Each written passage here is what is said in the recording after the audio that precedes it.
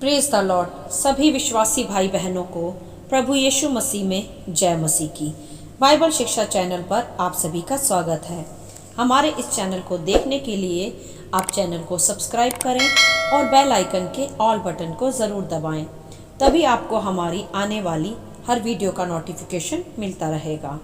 आज मैं आपके लिए बाइबल की पुस्तक से कुछ अशुद्ध करने वाली बातों के विषय एक गहरा अध्ययन लेकर आई हूँ, जो आपको मत्ती अध्याय 15 के 10 से 20 वचन में मिल जाएगा। तो चलिए भाइयों बहनों, हम वीडियो स्टार्ट करते हैं।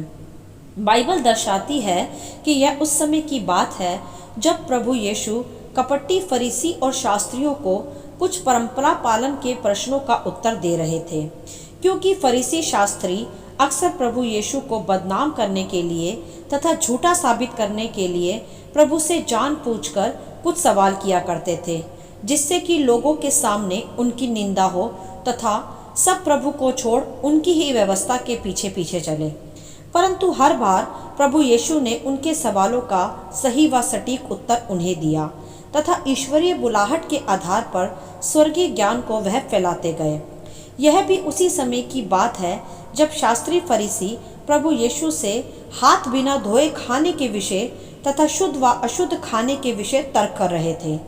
तब प्रभु यीशु ने वहां खड़े कुछ लोगों को अपने पास बुलाकर उनसे कहा कि सुनो और समझो, जो मुंह में जाता है वह मनुष्य को अशुद्ध नहीं करता, पर जो मुंह से निकलता है वही मनुष्य को अशुद्ध करता है। इस प्रकार प्रभु ने वहां खड़े लोगों को समझाया, जिसमें वहां खड़े शास्त्री फरीसी भी थे। जिन्होंने यह जब सुना तो उन्होंने अपनी बुद्धि के आधार पर प्रभु के इन वचनों को सही न जाना। तभी प्रभु के चेले, जो उस घड़ी प्रभु के साथ थे, प्रभु से कहने लगे कि क्या तू जानता है कि फरीसियों ने यह वचन सुनकर ठोकर खाई है। तब प्रभु ने उन्हें उत्तर दिया कि हर पौधा जो मेरे स्वर्गीय पिता ने नहीं लगाया उखाड़ा जाएगा। और प्रभु ने साफ स्पष्ट कहा कि उनको जाने दो, वे अंधे मार्गदर्शक हैं, और अंधा यदि अंधे को मार्ग दिखाए तो दोनों ही गड्ढे में गिर पड़ेंगे। हालेलुया। तो यहाँ समझे कि प्रभु ने क्या कहा उन शास्त्री फरीसियों के लिए, जो अपनी ही व्यवस्था के परंपराओं में चलते थे और मन फिराव उनमें कुछ भी ना था।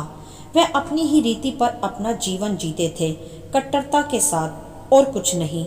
इसीलिए प्रभु ऐसों के विषय कहते हैं कि यह पिता की ओर से चुने हुए नहीं जाएंगे, और यह खुद अंधकार में चल रहे हैं, तो यह क्या दूसरों को ज्योति का मार्ग दिखाएंगे। क्योंकि शास्त्री फरीसी ऐसे ही करते थे, खुद भी व्यवस्था के कड़े नियमों के आधार पर चलते थे तथा दूसरों को भी वही करने को कहते थे। जबकि मेरे प्रियो, प्रभु यीशु खुद जगत की ज्योति उनके साथ था, फिर भी वह सारा ज्ञान सुनकर प्रभु के द्वारा इन सब बातों को जानकर भी अंधकार की ही बातें किया करते थे। उनमें कोई पश्चाताप या दया या नम्रता या ज्ञान या सत्य नहीं था। सत्य तो प्रभु यीशु उनको बताते थे, परंतु वह उन पर नहीं चलते थे। तभी प्रभु ने उन्हें अंधा कहा। इसका तात्पर्य उनके आत्मिक अंधेपन से था। तब जब प्रभु के चेलों ने यह सुना कि प्रभु कहते हैं कि उनमें अंधापन है, तब उनमें से पतरस ने प्रभु यीशु से यह दृष्टांत समझाने को कहा। तब प्रभु यीशु ने उनसे कहा कि क्या तुम भी अब तक नासमझ हो? क्या तुम नहीं जानते कि जो मुंह में जाता है वह पेट में पड़ता है और संडास से निकल जाता है, परंतु जो कुछ मुंह से निकलता है वह मन से निकलता है, और वही मनुष्य को अशुद्ध करता है। और प्रभु ने यह भी समझाया वहाँ कि क्योंकि बुरे विचार, हत्या, परस्त्रीगमन, व्यभिचार, चोरी, झूठी गवाही और निंदा मन ही से निकलती है। यह ही सब बातें हैं जो मनुष्य को अशुद्ध करती हैं। परंतु हाथ बिना धोए भोजन करना मनुष्य को अशुद्ध नहीं करता। हालेलुया। यहाँ हम इन वचनों के आधार पर अब कुछ गहरी बातों को सीखेंगे व समझेंगे। कृपया ध्यान दें। प्रभु यहाँ हमें समझाते हैं कि बहुत से लोग खाते पीते को, सफाई को और खाने पीने को ही महत्व देते हैं कि हमें हाथ धोकर खाना चाहिए, यह खाना चाहिए और यह नहीं, इस दिन खाना चाहिए और इस दिन नहीं। मेरे प्रियो, इसमें कुछ बुराई नहीं कि हमें साफ सफाई से खाना खाना चाहिए, या जो कोई कुछ खाना चाहे तो वह अपने मन से खा भी सकता है, या जो कोई कुछ छोड़ना चाहे वह भी उसे छोड़ सकता है। परंतु यहाँ ध्यान दें कि प्रभु ने क्या सिखाया। प्रभु ने सिखाया है कि जो आप खाते पीते हैं वह शुद्ध या अशुद्ध नहीं होता, क्योंकि प्रभु ने आप ही सबको शुद्ध ठहराया है। क्योंकि खाया पिया तो सब पेट में जाकर संडास में खत्म हो जाता है, उसका आपके विचारों से कोई संबंध नहीं। परंतु यह समझें कि जो आप अपने मुंह से कहते हैं, या बुरे विचार रखते हैं, या व्यभिचार करते हैं, या चोरी करते हैं, या किसी की बुराइयां करते हैं, तो यह सब आपको अशुद्ध करता है। चाहे आप लाख बार हाथ धोकर खाना खाएं, चाहे आप लाख बार शुद्ध भोजन बनाएं और खाएं जो आपकी दृष्टि में शुद्ध हो, तब भी यदि आपके मन में इसी तरह के बुरे विचार हैं तथा आप तब भी बुराइयों में और पाप में अपना जीवन जी रहे हैं, तो ध्यान दें कि आपका न्याय इस आधार पर नहीं होगा कि आपने कितनी बार खाना खाने से पहले हाथ धोए या आपने क्या खाया पिया।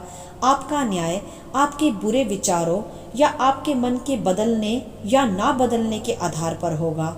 जैसा कि इस अध्याय का टाइटल ही है अशुद्ध करने वाली बातें, जिसका असली तात्पर्य ही यह है कि जो बातें मनुष्यों को मन से अशुद्ध बनाती हैं, उसके विचारों को पाप की ओर फेरती हैं, वही मनुष्य को अशुद्ध करती हैं। जो बातें मनुष्य अपने मुंह से बोलता है, बुराई की, निंदा की, वही बातें मनुष्यों को फिर अशुद्ध करती हैं, ना कि खाया पिया। क्योंकि खाना पीना तो वही पृथ्वी पर ही शारीरिक रीति के आधार पर नष्ट हो जाता है, परंतु मेरे प्रियो, अशुद्ध विचार, अशुद्ध मन आत्मा की रीति पर कार्य करते हैं। और ध्यान दें कि न्याय शरीर का नहीं, आत्मा का होगा। शरीर तो नश्वर है, वह तो यही समाप्त हो जाएगा, परंतु आत्मा नाशवान नहीं है। वह प्रभु से मृत्यु के पश्चात उसके न्याय के सिंहासन के सामने होगी। तो भाइयों बहनों, आत्मा के चलाए चलें, उसके विचारों को शुद्ध रखें। सर्वप्रथम मन परिवर्तन करें। बहुत से भाई बहन कमेंट बॉक्स में यह सवाल पूछते हैं कि हमें क्या खाना चाहिए, क्या नहीं, या नॉन वेज, वेज हम खा सकते हैं कि नहीं। यह सब आप पूछ सकते हैं, पूछने में कोई मनाही नहीं है।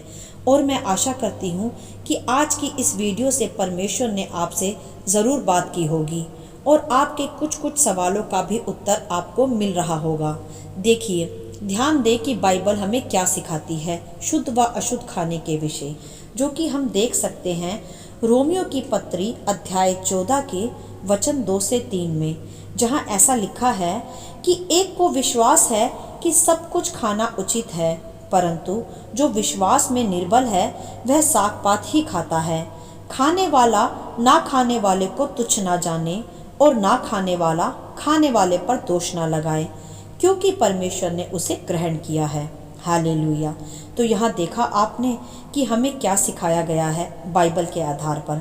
इसीलिए मैं किसी को कुछ खाने की या कुछ छोड़ने की कोई टीचिंग नहीं देती। इस वचन के आधार पर आप सीख सकते हैं खुद ही कि जो कोई मनुष्य वेज खाना चाहता है और नॉन वेज नहीं, वह ऐसा ही खा सकता है, तथा जो कोई नॉन वेज खाना चाहता है वह भी उसे खा सकता है। मेरे प्रियो, मसीहत इस आधार पर आधारित नहीं है कि क्या शुद्ध भोजन है, क्या अशुद्ध, या हाथ धोएं या नहीं, या आपने स्नान किया है खाने से पहले या प्रार्थना से पहले। नहीं, ऐसा कुछ भी नहीं है। भाइयों बहनों, इन बातों के कारण हम धर्मी या विश्वासी नहीं ठहरेंगे। इन बातों के कारण तो हम भी शास्त्री फरीसी ही बनते जाएंगे, जो कि वह पौधा है जिन्हें परमेश्वर अंत में उखाड़ देगा, जो कि खुद वह अंधे हैं जो किसी का अंधापन दूर नहीं कर सकते। तो हमें ऐसा नहीं बनना। मेरे प्रियो, हम तो जीवित परमेश्वर की वह संतान हैं जिसने सत्य को जान लिया है तथा सत्य ने उन्हें स्वतंत्र भी किया है। हम भी यदि अभी भी परंपराओं के, रिवाजों के व शुद्ध व अशुद्ध के विचारों के गुलाम रहें, तो फिर सत्य की स्वतंत्रता कहाँ रही। सत्य की स्वतंत्रता वह है जो प्रभु आज हमें सिखाते हैं कि मन के विचारों को, मुंह के शब्दों को, आत्मा के बल को शुद्ध करो। वही एक सच्ची धार्मिकता है। उसी के आधार पर हम निर्दोष ठहरेंगे। वही हमें शुद्ध बनाती है। ना कि वह भोजन जो पेट में जाकर संडास में निकल जाता है। विचार वह होते हैं जो मन में आकर आत्मा में ठहरते हैं तथा आत्मा को शुद्ध व अशुद्ध बनाते हैं। और मैं फिर कहूँगी कि शरीर का नहीं वरन आत्मा का न्याय होगा। शरीर तो नश्वर है। तो भाइयों बहनों, आप जांच सकते हैं खुद को इस अध्याय के अनुसार कि आप शुद्धता में हैं या अशुद्धता में, या आप यह भी समझ सकते हैं कि खाना पीना और सफाई शुद्ध और अशुद्ध है, या मन के विचार जो आपको परमेश्वर के सामने निर्दोष खड़ा करेंगे। मेरे प्रियो, अशुद्ध करने वाली बातों से सदा सावधान रहें। भोजन तो पृथ्वी पर जीने के लिए, खाने के लिए ही रखा गया है, और अपनी इच्छा के अनुसार खाना खाएं या छोड़ें, इसमें कोई मनाही नहीं है, ना ही कोई कंडीशन है मसीहत के आधार पर और मसीहत के मार्ग में चलने के लिए। याद रखें, जीवन की रोटी तो प्रभु यीशु मसीह हैं, और उसे ही चखने पर और उसके ही वचनों पर चलने पर हम शुद्ध बनते जाते हैं। वही हमारे विचारों को और मन को शुद्ध बनाता है। उसका वचन ही हमारी आत्मिक रोटी है। मेरे प्रियो, अशुद्ध करने वाली बातों से सदा सावधान रहें और निरंतर आत्मा में शुद्ध बने रहने के लिए प्रार्थना करें। अशुद्ध करने वाली बातों से सदा दूर रहें, क्योंकि न्याय हमारी आत्मा का और हमारे विचारों के आधार पर चलने का होगा। इसीलिए अपने मन को शुद्ध रखें और मुंह से कोई भी अशुद्ध बात ना निकालें, और ना ही किसी की निंदा करें और ना ही बुराई करें। अशुद्ध करने वाली बातों से सदा और सर्वदा दूर रहें और शुद्धता में अपने हृदय को और अपनी आत्मा को हमेशा चलाते रहें। हालेलुया। आशा करती हूँ इन वचनों का संक्षिप्त विवरण आप सभी को समझ में आया होगा। परमेश्वर आपको अपनी पवित्र आत्मा की भरपूरी से सदा भरता रहे।